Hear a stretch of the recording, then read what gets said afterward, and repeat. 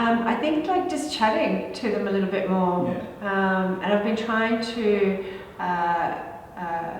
start the classes a little bit earlier, so we have those few minutes before classes people are arriving to have a little bit more of a chat, and maybe stay a little bit longer, like afterwards, just to check in with each other and see if anyone, you know, feels to share, or just check in with people and see how they're doing. My own practice has deepened dramatically since the self-isolation, simply because I have more time to devote to my practice.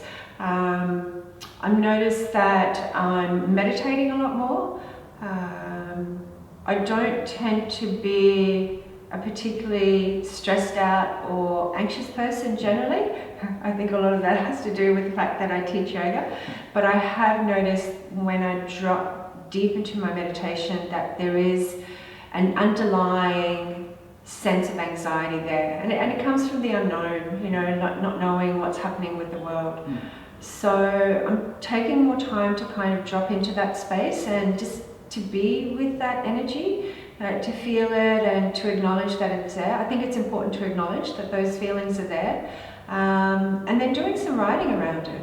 One thing that has helped me with the current situation is to, I guess, broaden my perspective around it, to try and look at what's happening in the world from, I guess, that bird's eye perspective. You know, not only in the way that it's affecting us personally, but what does this mean for our country, and what does this mean for our planet? And looking at what positives we can gain from this. I think there's actually quite a lot of positive things that can come from this if we use this time wisely to reflect on how we would like to be in relationship with ourselves, with each other, and with the planet when we come out the other end.